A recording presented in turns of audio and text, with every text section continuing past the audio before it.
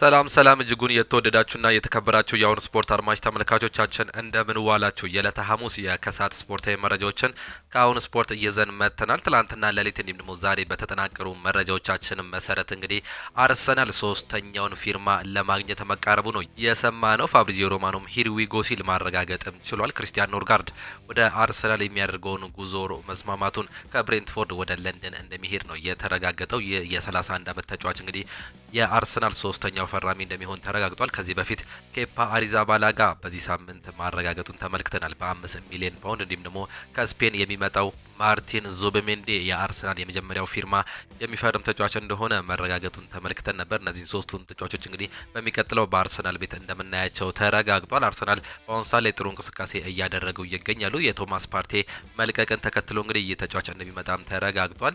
ወደ ፍላሚንጎ ያቀናው ጀርጊኒዮን ተክቶ ነው እንግዲህ ይህ ተጫዋች በዚህ ቦታ ላይ ይጠቀሙታል ተብሎ የሚጠበቀው። እነዚህንና ሌሎች የአርሰናል መረጃዎችንም የምንመለከት ይሆናል። በማንቸስተር ዩናይትድ በኩል እንግዲህ የብሪያን ምቤሞ ዝውውር ከጫፍ መድረሱን መረጃዎች በስፋት እያጠናቀሩም ይገኛሉ። የተጫዋች በ62.5 ሚሊዮን ፓውንድ ከማንቸስተር ዩናይትድ ጋር ስምምነት ላይ መድረሳቸው እየተገለጸም ይገኛል። በአሁኑ ሰዓት ላይ የይለፈ ወይም ደግሞ የፍቃድ ግንኙነትን ካገኘ በኋላ ወደ ማንቸስተር ዩናይትድ ሄዶ የሕክምና ምርመራውን እንደሚያደርግ መረጃዎች እየወጡም ይገኛሉ። በቼልሲ በኩል የምናመለከተው የጄሚ ጊተንስንም ዝውውር እንመለከታለን። ማንቸስተር ሲቲን፣ ሊቨርፑል እንዲሁም ደግሞ ሌሎች መረጃዎችን በሰፊው ይዘን የምንቀርብ ነው የሚሆነው። ከእናንተ የሚጠበቀው ሰብስክራይብ በማድረግ የቤተሰባችን አባል እንዲሆኑ ነው የምንጋብዛችሁ። ላይክ በማድረግ ደግሞ እንድታበረታቱን እንጠይቃችኋለን። ሁሌም አዳዲስና ትኩስ ስፖርታዊ መረጃዎችን ለማግኘት አሁን ስፖርት ምርጫችሁ ይሁን ነው የምንለው። እኛ ቀጥታ ወደ ፕሮግራሞቻችን አለፍን። እስከ መጨረሻው ድረስ ከኛው ጋር ቆዩ።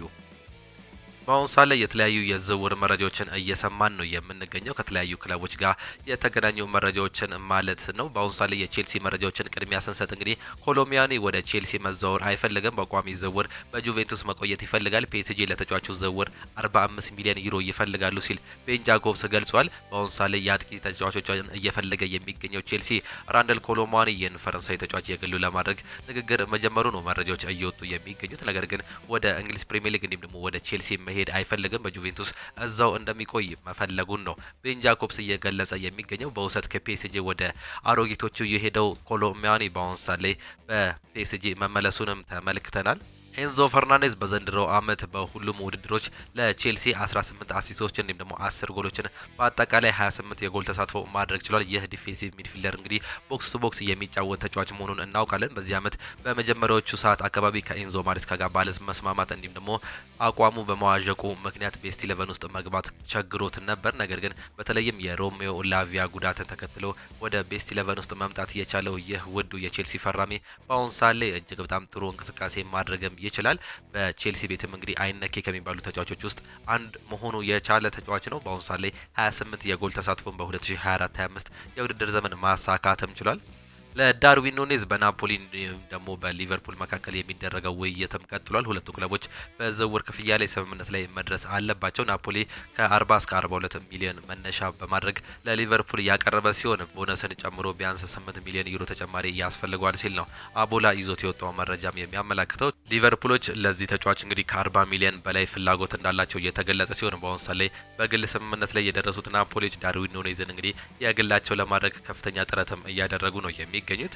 የርገን ክሎፕ ስለ አሊሰን ቤከር ዝውውር እንዲህ ሲሉ ተናግሯል። የሱ ዝውውር ለኔ ትልቁ ህልሜ ነበር። አንተ ቡድንን መገንባት ከፈለክ ኋላ መሆን አለበት። ናቢ ኬታን ልናስፈርም ተቃርበን ነበር። የሱ ዝውውር ተሳክቶ ቢሆን ኖሮ አሊሰን የማስፈረም ገንዘብ አይኖረኝም ነበር። የውሳኔ ሊቨርፑል ወደፊት ላይ ጥሩ እንደሚሆን እያደረገው ነበር ሲሉ ነው ሀሳባቸውን መግለጽ እየቻሉት። በአሁኑ ሰዓት ላይ ቁጥር 1 ግብ ጠባቂ የሆነው አሊሰን ቤከር በሊቨርፑል ቤት አይነኬም ተጫዋች እየሆነም ይገኛል። በተለይም የርገን ክሎፕ ካስፈረሙት በኋላ እንግዲህ እጅግ በጣም አስደናቂ ጊዜን በሊቨርፑል ቤት በቻምፒየንስ ሊግ ደግሞ በእንግሊዝ ፕሪሚየር ሊግ ማስመልከት የቻለው ይህ ተጫዋች በአሁኑ ሰዓት ላይ በሊቨርፑል ቤት እየለቀል ያለቀም እስካሁን ያልተረጋገጠም ጉዳይ ነው። ሜሎስ ኪርኪዝ በሊቨርፑል ያለውን ኮንትራት ትላንት ተፈራርሟል። ክለቦችም ሁለቱም ሰነዶችን ተለዋውጧል። የክለቡ ይፋዊ ማስታወቂያ ሂርዊጎ ሱን እንግዲህ ፋብሪዚዮ ሮማኖ ይህንን ነገር በቅርቡ እንመለከተዋለን ሲል ሀሳቡንም ገልጿል። ሌላኛው ተጫዋች ዋታሮ ኢንዱ በሊቨርፑል ለመቆየትም ቆርጧል ሲል ዴቪድ ሊንች ሀሳቡንም ወይም ደግሞ መረጃ አግኝቻለሁ ሲል ነው እየገለጸ የሚገኘው። ዋታሮ ኢንዱ በሊቨርፑል ቤት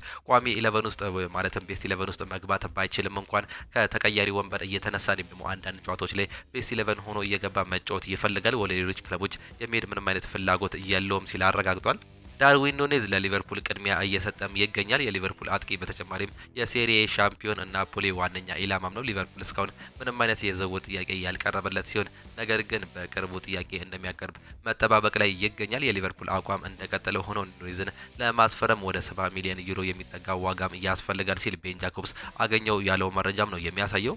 አርሰናል ተጫዋች ለማስፈረምም ተስማምቷል። የሰሜን ለንደኑ ክለብ አርሰናል የብሬንትፎርዱን የመሃል ሜዳ ተጫዋች ክሪስቲያን ኖርጋርድን ለማስፈረም እየሰሩ መሆኑን የተገለጸው መድፈኞቹ ተጫዋቹን ለማስፈረም 10 ሚሊዮን ፓውንድ ቋሚ እንዲሁም ደግሞ እየታየ የሚጨምር 5 ሚሊዮን ፓውንድ ላይ መስማማታቸው ነው የተገለጸው። አርሰናል የ31 ዓመቱን አማካይ ክሪስቲያን ኖርጋርድን የቶማስ ፓርቴ ተተኪ ለማድረግ እየሰሩ መሆኑ ነው የተገለጸው። ዴንማርካዊ አማካይ ኖርጋርድ በብሬንትፎርድ ቤት እስከ 2027 የሚያቆይ ኮንትራት ያለው ሲሆን በአሁኑ ሰዓት ላይ በአርሰናል 10 ሚሊዮን ፓውንድ እንዲሁም ደግሞ እየታየ የሚጨምር 5 ሚሊዮን ፓውንድ በአጠቃላይ በ15 ሚሊዮን ፓውንድ ስምምነት ላይ መረሳቸው ነው የተገለጸው። በአርሰናል ያለውን ውል ለማራዘም እስካሁን ከስምምነት ያልደረሰው ቶማስ ፓርቴ በቀጣይ ክለቡን በነፃ ይለቃል ተብሎ እንደተረጋገጠ ነው ፋብሪዚዮ ሮማኖ እንዲሁም ደግሞ ዴቪድ ኦርነስቲን አገኟቸው ባሉ መረጃዎች እያሳዩ ቶማስ ፓርቴ አርሰናልን የሚለቅ ከሆነ በዚህ ክረምት ከአርሰናል ጋር የተለያዩ ሁለተኛ የመሃል ሜዳ ተጫዋችም የሚሆን ይሆናል። ወደ ፍላሚንጎ ያቀናው ጀርጊኒዮ የመጀመሪያው የመሃል ሜዳ ተጫዋች ሲሆን በአሁኑ ሰዓት ላይ ደግሞ ቶማስ ፓርቴ እንደሚለቅ ነው የተረጋገጠው። ምናልባትም ወደ ቀድሞ ክለቡ አትሌቲኮ ማድሪድ ሊሄድ የሚችልበትም እድል እንዳለ ፍንጭ እየወጣም ይገኛል። ንግግሮች እያደረጉ እንደሆነ ነው አንዳንድ አገኘናቸው ያሉ መረጃዎች በሰፊው የሚያመላክቱት። ኬፓ አሪዛባላጋ ከአርሰናል ጋር ኮንትራቱን በይፋም ተፈራርሟል። ስፔናዊ ግብ ጠባቂ በዝውውር መስኮቱ ከዙቢሜንዲ በኋላ ቡድኑን እየተቀላቀለ ሁለተኛው ይፋዊ ተጫዋችም ሆኗል።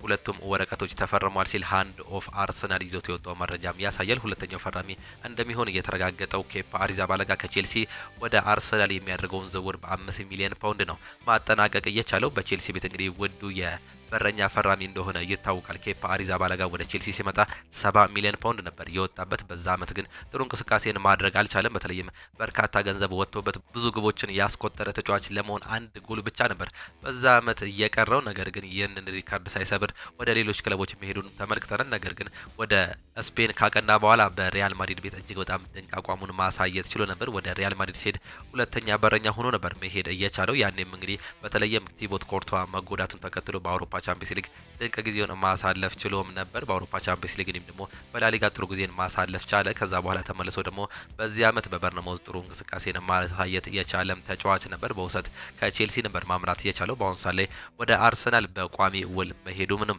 በትላንትናው ዕለት ሃንድ ኦፍ አርሰናል አግኝቼዋለሁ ባለው መረጃም አረጋግጧል።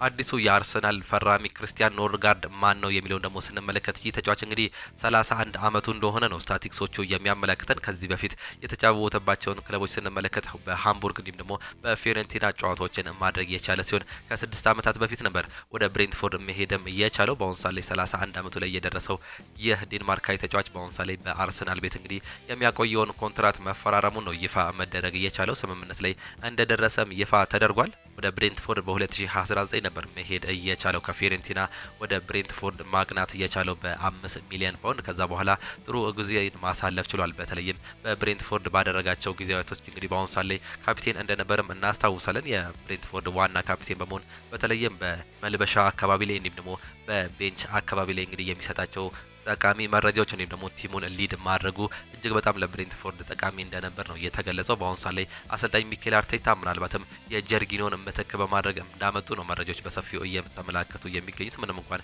31 አመቱ ቢሆንም እንደ ቲም እንግዲህ ቲሙን እየመራዋል ብለው ይጠብቃሉ። ከዚህ በፊት ጀርጊኒዮ በአርሰናል ቤት እጅግ በጣም ጠቃሚ ስራን እየሰራው በዚህ ቦታ ላይ እንደሆነ በርካቶቻችን እናስታውሳለን። በተለይም ከቤንች ተነስቶ እንግዲህ በማይሞቁበት ሰዓት ላይ በዚህ ሰዓት ላይ የተለያዩ ተጫዋቾችን እንግዲህ ምክር እንደሚሰጥ እንዲሁም ደግሞ የተለያዩ ታክቲኮችን እንደሚያቀብል ይታወቃል። በአሁኑ ሰዓት ላይ ወደ ፍላሚንጎ ማግናቱን ተከትሎ ሌላኛውን ተጫዋች ኖርጋርድን ወደ አርሰናል በማምጣት ይህንን ቦታ ይሸፍንልኛል የሚል ግምት እንዳለ ነው በሰፊው መረጃዎች እየወጡ የሚገኙት። ይህ ተጫዋች 31 አመቱ ነው። በርካታ ጊዜ ለአርሰናል አይሰጥም። ነገር ግን በእንደዚህ አይነት ጥቅማ ጥቅሞች ላይ ጥቅም ሊሰጥ እንደሚችል ነው እየተገለጸ የሚገኘው። በተለይ በአሁኑ ሰዓት ላይ ሁለት የአማካይ ተጫዋቾች መልቀቃቸውን ተከትሎ እንደ አዲስ የአማካይ ስፍራውን ለመስራት እየጣሩም ይገኛሉ። ዴክላን ራይስ ቋሚ ተሰላፊ የሆነ የአርሰናል ተጫዋች ነው። በዛ ቦታ ላይ ሌላኛው ቦክስ ቦክስ ወይም ደግሞ አውት ኤንድ አውት ቦክስ የሚጫወተው ተጫዋች ማርቲን ዙቢሜንዲ ሌላኛው ፈራሚም ነው። ይህ ተጫዋች ደግሞ ምናልባት ከቤንች እየተነሳ የተለያዩ ጥቅሞችን ይሰጣል ተብሎ እንደሚጠበቅ በሰፊው መረጃዎችም እየወጡ ይገኛሉ። አርሰናሎችም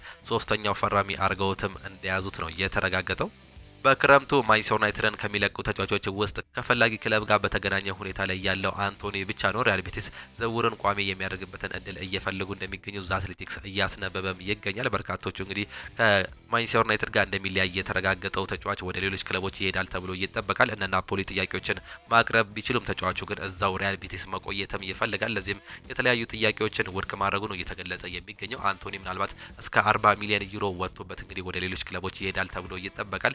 ሪያል ቤቲስ የመጀመሪያ ጥያቄውን 25 ሚሊዮን ዩሮ ማቅረባቸው ይታወቃል። በማንቸስተር ዩናይትድ ግን ተቀባይነት እስካሁን ማግኘት አልቻለም። ሪያል ቤቲስ ዳግም ሌሎች ጥያቄዎችን ያቀርባሉም ተብሎ ነው የሚጠበቀው። ማርከስ ራሽፎርድ እንዲሁም ደግሞ ሳንቾና ታይለር ማላሲያ የመሳሰሉ ተጫዋቾች ግን ይፋዊ ጥያቄ እስካሁን ሊቀርብላቸው አልቻለም። በእርግጥ ጀደን ሳንቾ ከናፖሊ ጋር ንግግር እንዳደረገም ይታወቃል። ጁቬንቱሶችም የሱ ፈላጊዎች ናቸው። ሌላኛው ደግሞ ፌነርባቼ ነው። በግል ደረጃ እየተስማሙ ሲሆን በአሁኑ እስካሁን ድረስ ምንም አይነት የዝውውር ጥያቄ ለማንቸስተር ዩናይትድ እንዳልቀረበ ነው እየተገለጸ የሚገኘው። እነዚህ ተጫዋቾች ከማንቸስተር ዩናይትድ ጋር ይለቃሉ ተብሎ የሚጠበቁም ተጫዋቾች ናቸው።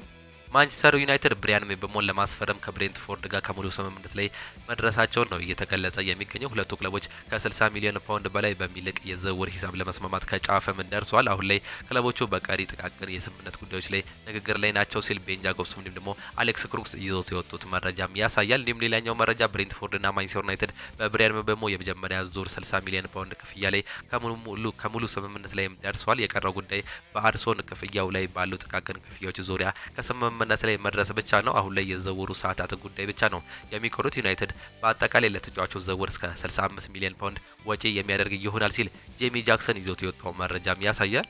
ሱሊ የተሰኘውና በእጅጉ ታማኒነትን ያተረፈው የመረጃ ምንጭ ለማንቸስተር ዩናይትድ ብሪያን ምቤሞን ለማስፈረም ሙሉ ለሙሉ ስምምነት ላይ እንደደረሰ የሕክምና ምርመራዎችን ጨምሮ ሙሉ ዝውውር እስከ ቀጣይ ሳምንት ድረስ እንደሚጠናቀቅ በዘገባውም አስፍሯል። ሌላኛው ለብሪያን ምቤሞ ዝውውር ማንቸስተር ዩናይትድ እንዲሁም ደግሞ ብሬንትፎርድ ከስምምነትም ደርሰዋል። በቀጣዩ ሳምንታት ሙሉ ስምምነት በመድረስ የሚጠናቀቅም ይሆናል። የሜዲካል ምርመራ እንዲሁም ደግሞ የኮንትራት መፈራረምን ጨምሮ ተጫዋቹ ሁሌም ቢሆን ሌላ ሳይሆን ማንቸስተር ዩናይትድ ብቻ ነው የሚፈልገው ሲል አሌክስ ክሩክስ እንዲሁ በሰፊው ይዞት የወጣው መረጃም ያሳያል። ማንቸስተር ዩናይትድ የብሪያን ምቤሞ ዝውውር እንደጨረሱ ሙሉ ትኩረታቸውን 9 ቁጥር አጥቂ ላይ እያደርጋሉም ሲል ነው እየገለጹ የሚገኙት። ቪክተር ዮኮሬሽ በራዳራቸው የሚገኝ ነው። ነገር ግን ስለ ሁጎ ኤኪቲኬ ዝውውር ሁኔታ ደግሞ ይጠይቃሉ። ሞይስ ኪንንም ሌላኛው ያልተሳካ አማራጭ አድርገው ይወስዱታል ሲል ነው ቶክ ስፖርት እንዲሁም ደግሞ አሌክስ ክሩክስ ይዞት የወጡት መረጃም የሚያሳየው። ማንቸስተር ዩናይትድ በአሁኑ ሰዓት ላይ የዚህን ተጫዋች ማለትም የሁለተኛ 10 ቁጥር ተጫዋቹን የሚያስፈርመው ከሆነ ቪክተር ዮኮሬሽን፣ ሁጎ ኤኪቲኬ እንዲሁም ደግሞ ሞይስ ኪንን እየተመለከቱ እንደሚገኙ እየተገለጸም የሚገኘው። ከነዚህ ሶስቱ አንዱን የግላቸው ለማድረግ የሚጥሩም ይሆናል። በአሁኑ ሰዓት ላይ ማንቸስተር ዩናይትድ እጅግ በጣም አዳጋች የሆነበት ምክንያት እንግዲህ የፋይናንሻል ፌል ፕሬ ህግ እንደሆነም ይታወቃል። ተጫዋቾችን እስካልሸጠ ድረስ የማስፈረም እጣ ውስጥ የመግባት እድሉ ጠባብም ይሆናል። በተለይም በአሁኑ ሰዓት ላይ እነ አንቶኒ፣ ማርከስ ራሽፎርድ፣ ጀዳን ሳንቾ የመሳሰሉ ተጫዋቾች የማይለቁ ከሆነ ለማንቸስተር ዩናይትድ አዲስ ተጫዋች ማስፈረም እጅግ በጣም ከባድ ነው የሚሆንባቸው። ነገር ግን እነዚህ ተጫዋቾች የሚሸጡ ከሆነ ከ100 ሚሊዮን ፓውንድ በላይ የማግኘትም አማራጭ አላቸው። ለዚህም የተነሳ አዲስ 10 ቁጥር ተጫዋች እየፈልጋሉ ተብሎም ይጠበቃል። በተለይም በአሁኑ ሰዓት ላይ ሌላኛው ይሸጣል ተብሎ የሚጠበቀው ራስመስ ሆይሉንድ ነው። ከጁቬንቱስ ጋር አንዳንድ ነገሮች እንዲሁም ደግሞ ኔፕልሶች ጋር እንግዲህ ሌሎች ንግግሮችን ተደርጓል። ተጫዋቹ ከማንቸስተር ዩናይትድ የመውጣት ምንም አይነት ፍላጎት የለውም። ክለቡ ግን ይህን ተጫዋች እየሸጠዋል ተብሎ ይጠበቃል። በእርግጥ እስካሁን ድረስ ይሸጣል ተብሎ ቁርጥ ያለ መረጃ የለም። ነገር ግን አንዳንድ አጥቂዎች መሰረት እንግዲህ የሚመጡ ከሆነ የተጫዋች ማንቸስተር ዩናይትድ እንደሚለቅ ነው መረጃዎች እየወጡ የሚገኙት። ውድ ክፍያን በማንቸስተር ዩናይትድ ቤት ያገኛል ተብሎም አይጠበቅም። ብሪያን ምቤሞ በማንቸስተር ዩናይትድ ቤት የሚከፈለው ሳምንታዊ ደሞዝ ከማቲያስ ኩኛ ጋር ተቀራራቢ የሆነ ክፍያ እንደሆነ ነው እየተገለጸም የሚገኘው። ማቲያስ ኩኛ በማንቸስተር ዩናይትድ ቤት በሳምንት 150 ሺህ ፓውንድ አካባቢ ነው የሚከፈለው። ብሪያን ምቤሞ ከማቲያስ ኩኛ ተቀራራቢ የሆነ ክፍያ ማንቸስተር ዩናይትድ ይከፍላል ተብሎ እንደሚጠበቅ ጄሚ ጃክሰን ይዞት የወጣው መረጃም የሚያሳይ ነው የሚሆነው። እስካሁን በወጡ መረጃዎች መሰረት ከ150 ሺህ ፓውንድ በላይ ይከፍለዋል ተብሎም አይጠበቅም። እስከ 150 ሺህ ማክሲመም እንደሆነ ነው ጄሚ ጃክሰን አገኘት ባለው መረጃ ያወጣው። ቤን ጃኮብስ ይዞት የወጣው መረጃ ደግሞ ብሪያን ምቤሞ በማንቸስተር ዩናይትድ ቤት የሕክምና ምርመራውን ለማድረግ የሁለቱን ክለቦች ፍቃድ በመጠባበቅ ላይ ይገኛል ሲል ነው ይዞት የወጣው መረጃ የሚያሳየው። ፋብሪዚዮ ሮማኖም እንዳረጋገጠው ከሆነ ብሪያን ምቤሞ ለብሬንትፎርድ ባለስልጣናት ወደ ማንቸስተር ዩናይትድ መዛወር ህልሙ እንደሆነ በግልጽ ዝውውሩን በቶሎ እንዲቋጭለት ቀደም ብሎ አሳውቋል ሲል ፋብሪዚዮ ሮማኖ እየገለጸ ይገኛል። ከዚህ በፊት እነ ቶተናምን የመሳሰሉ ክለቦች እንግዲህ ጥያቄ አቅርበውለት ነበር። ነገር ግን ተጫዋቹ በይፋ ማለት ይቻላል። ወደ ሌሎች ክለቦች መሄድ አልፈልግም ማንቸስተር ዩናይትድ ብቻ ነው ምርጫዬ ሲል መግለጹ ነው እየተገለጸ የሚገኘው። ማቲያስ ኩኛም ከዚህ በፊት ይህን ነገር በማድረግ ወደ ኦልድ ትራፎርድ ካሪንግተን መምጣቱን ተመልክተን ነበር። ሁለተኛው ፈራሚ ብሪያን ምቤሞም እንዲሁ በተመራጭ ሁኔታ ላይ እንደተገኘ ነው የተገለጸው። ምንም እንኳን ሌሎች የቻምፒየንስ ሊግ ክለቦች ፈላጊ ሆነው ብቅ ቢሉም እሱ ግን ቻምፒየንስ ሊግ ይልቅ ማንቸስተር ዩናይትድን ቅድሚያ መስጠቱን ይፋም ተደርጓል። የሮድሪጎ መልቀቅ በሪያል ማድሪድ ቤት ችግር ሊፈጠር ይችላል። ምክንያቱም ሮድሪጎ በክለቡ ጠቃሚና ተወዳጅ ተጫዋች ነው። ይህ የሚያመለክተው ሪያል ማድሪድ በዚህ ተጫዋች ምትክ ሌላ አማራጭ በገበያ ላይ መፈለግ እንዳለበት ሲሆን የሚያገኘውን አማራጭ ግን ከሮድሪጎ ጋር ተመሳሳይ ላይሆን እንደሚችል እርግጥ ነው። ስለዚህ ይህ ውሳኔ በቡድኑ ውስጥ የዕጣ ፈንታ ትልቅ ተጽዕኖ ይፈጥራል ሲል ነው አንድ መረጃ ሮማን አልቫሬዝ ይዞት መውጣት የቻለው። አርሰናሎች የዚህ ተጫዋች ከፍተኛም ፈላጊ ናቸው። ሪያል ማድሪዶች ይለቁታል ተብሎ አይጠበቅም። ተጫዋቹ በቀኝ የክንፍ ቦታ ላይ መጫወት ይፈልጋል። በዛ ቦታ ላይ የቪኒሲየስ ቦታ እንደሆነ ይታወቃል። እሱን ማስቀመጥ እጅግ በጣም ከባድ ነው። ኢጎ ያለባቸው ሁለት ተጫዋቾች አሉ። እነዚህም ተጫዋቾች ኪሊያን ምባፔ ወይም ደግሞ ቪኒሲየስ ጁኒየር የክለቡ ዋና ተጫዋች እንደሆነ ራሳቸውን ነው የሚገምቱት። ይህ ተጫዋች ተፈጥሯዊ ባልሆነው በግራ ክንፍ ቦታ ላይ እየተሰለፈም ይገኛል። ነገር ግን አሰልጣኝ ዣቪ አሎንሶ ከመጡ በኋላ የተለያዩ ለውጦች ሊኖሩ እንደሚችሉ ነው እየገለጹ የሚገኙት። ከዚህ በፊት በማጥቃት ረገድ የሚሳተፉት ኪሊያን ምባፔና ቪኒሲየስ ጁኒየር በመከላከሉ ረገድ ብዙም አመርቂ ውጤትን ሲያስመለክቱ እንዲሁም ደግሞ ይፈርትን ሲያስመለክቱን አልነበረም። ነገር ግን በአሁን ሰዓት ላይ በሚወጡ መረጃዎች መሰረት አሰልጣኝ ዣቪ አሎንሶ ሁሉም ተጫዋቾች ፕረስ ማድረግ አለባቸው፣ ሁሉም ተጫዋቾች ደግሞ መከላከል አለባቸው፣ ይህን ነገር ማድረግ ግዴታ ነው ሲሉ እየተሰሙም ይገኛሉ። ይህም እንደ ቲም ሁሉንም አንድ ለማድረግ እየሰሩም ይመስላል። ይህም ነገር ደግሞ ለሮድሪጎ ጌዝ እጅግ በጣም ጥሩ መሆኑ ነው እየተገለጸ የሚገኘው። በሚፈልገው ቦታ ላይ ተጫውቶ ለማለፍ እንዲሁም ደግሞ ቦታውን ለማስከበር ሁሌም እንደሚሰራ እንዲሁም ደግሞ በአሰልጣኙ ደረጃ እጅግ በጣም ደስተኛ መሆኑን እየገለጹ ይገኛሉ። እግር ኳስን መጫወት የጀመራችሁት በየትኛው የሜዳ ክፍል ላይ ነበር ተብለው ተጠይቀው ነበር። አንዳንድ የሪያል ማድሪድ ተጫዋቾች ቲቦት ኮርቷ ግራ ተመላላሽ ነበርኩኝ ስል ነው የገለጸው። በአሁን ሰዓት ላይ ቁጥር 1 ግብ ጠባቂ የሆነው ቲቦት ኮርቷ ግራ ተመላላሽ ነበርኩኝ፣ ነገር ግን በአሁን ሰዓት ላይ በግብ ጠባቂነት እገኛለሁ ሲል ሀሳቡንም ገልጿል። አዲሱ ፈራሚ ዲን ሁይሰን አጥቂ ነበርኩኝ፣ በአሁን ሰዓት ላይ ግን የመሀል ተከላካይ ላይ እገኛለሁ ሲል ሀሳቡንም ገልጿል። በአጥቂ ቦታ ላይ በርካታ ጊዜ በአካዳሚ ማሳለፍ ችል እያለው፣ ነገር ግን በአሁን ሰዓት ላይ የመሀል ተከላካይ ሆኛለሁ ሲል ነው የገለጸው። ሌላኛው ፈረንሳይ ኦሪዮል ቹዋሚኒ እንዲሁ አጥቂ ነበርኩኝ ሲል ሀሳቡንም ገልጿል። በዲፌንሲቭ ሚድፊልደርነት እንዲሁም ደግሞ በአሁን ሰዓት ላይ በተደጋጋሚ በሪያል ማድሪድ ቤት በመሀል አጥቂ ተከላካይነት ቦታ ላይ ሲያሳለፉ ተመልክተናል። በተለይም በጉዳቶች ምክንያት እንግዲህ ይህ ተጫዋች ወደ መሀል ተከላካይነት ቦታ ሲመለስም ተመልክተናል። ነገር ግን አጥቂ እንደነበርኩኝ ልታውቁ ይገባል ሲል ነው የገለጸው። ጁድ ቤሊንጋምም እንዲህ በተመሳሳይ አጥቂ ነበርኩኝ፣ በአሁን ሰዓት ላይ ግን የአማካይ ቦታን ይይዣለሁ ሲል ተናግሯል። አርዳ ጉለር አማካይ ነበርኩኝ፣ አሁንም በዛ ቦታ ላይ እየተጫወትኩ ይገኛለሁ ሲል ኤደር ሚሊታው አማካይ ነበርኩኝ፣ አሁን ደግሞ በተከላካይ ቦታ ላይ እገኛለሁ ሲል ነው የገለጸው። ፌዴ ቫልቬርዴ እዛው በአማካይ ቦታ ላይ እየጀመረ በአሁን ሰዓት ላይም አማካይ ቦታ ላይ የሚጫወት ተጫዋች ሆኖም አግኝተናል። ኪሊያን ምባፔ ወደ ልምምድም ተመልሷል። ፈረንሳዊ የሪያል ማድሪድ የፊት መስመር ተጫዋች ነው ኪሊያን ምባፔ ከህመሙ በማገገም ወደ ልምምድ መመለሱ ነው የተገለጸው። ኪሊያን ምባፔ የሆድ ህመም አጋጥሞት የክለብ ዓለሞች ዋንጫን የምድብ 2 ጨዋታ እንዳመለጡት ይታወሳል። ተጫዋቹ ዛሬ ሪያል ማድሪድ ባደረገው የቡድን ልምምድ ላይ መሳተፍ የቻለ ሲሆን ለቀጣይ ጨዋታ ዝግጁ እንደሚሆን ነው የተጠበቀው። ሪያል ማድሪድ በአሁን ሰዓት ላይ እንግዲህ ይህን ተጫዋች ይፈልጉታል። በተለይም ያለፉትን 2 ጨዋታዎች እንግዲህ ኪሊያን ምባፔ መሰለፍም አልቻለም። ነገር ግን በሚቀጥሉት ጨዋታዎች ላይ እንደሚሰለፍ እርግጥም ሆኗል። ካምፕኑ ወደ አገልግሎትም ሊመለስ ነው። በእድሳት ላይ የሚገኘው የባርሴሎናው ስፖቲፋይ ካምፕኑ ስቴዲየም ወደ አገልግሎት ሊመለስ መሆኑ ነው የተገለጸው። የስቴዲየሙ የተወሰኑ ክፍሎች በቅድመ ውድድር ዝግጅት ጨዋታ ዝግጁ እንደሚሆኑ ይፋም ተደርጓል። ባርሴሎና በአመቱ የሚያካሂደውን የሁዋን ጋምፐር ዋንጫ ጨዋታ ነሐሴ ወር ላይ መጀመሪያ ላይ በካምፕኑ ስቴዲየም እንደሚያደርግ ነው የተገለጸው። ስቴዲየሙ ያላለቀ ስራ ያለው በመሆኑ የተመልካች ቁጥሩ ውስን እንደሚሆን እንዲሁም ደግሞ 25,000 ተመልካች ብቻ እንደሚሆኑ ነው የተገለጸው። ስቴዲየሙ ሲጠናቀቅ ግን 105,000 ተመልካቾችን የሚያዝ አቅም የሚኖረው ሲሆን በስፔን ትልቁ ስቴዲየም እንደሚያደርገውም ነው የተገለጸው። ክሪስቲያኖ ሮናልዶ ውሉንም ሊያራዝም ነው። ፖርቹጋላዊ የመስመር ተጫዋች ነው ክሪስቲያኖ ሮናልዶ በአልናስር ቤት ያለውን ውል ለማራዘም መስማማቱም ተገልጿል። በክለቡ ያለው ኮንትራት በዚህ ወር መጨረሻ የሚያጠናቀቀው ክሪስቲያኖ ሮናልዶ አልናስርን ለተጨማሪ ዓመታት የሚያቆየውን ውል ለማራዘም ተዘጋጅቷል። ክሪስቲያኖ ሮናልዶ ፍላጎት የሚኖረው ከሆነ እስከ 2027 የውድድር ዘመን የመቆየት እድል እንዳለው በመዘገብ ላይ ይገኛል። የ5 ጊዜ ባላንዶር አሸናፊው ክሪስቲያኖ ሮናልዶ ከ2 ዓመታት በፊት አልናስርን በመቀላቀል በተከታታይ ዓመታት የሊጉ የወርቅ ጫማን ማሸነፍም የቻለ ተጫዋች ነው። ኤቤሬቺ ኤዜ ወደ ስፐርስ ይልናል። ይህ መረጃ ደግሞ የ2019 ስፐርስ ኤዜ በQPR ሲጫወት 20 ሚሊዮን አቅርቦ በQPR ውድቅ ተደርጎበትም ነበር። ከዛ በኋላ ለፓላስ በ17 ሚሊዮን ፓውንድ ተሸጠ።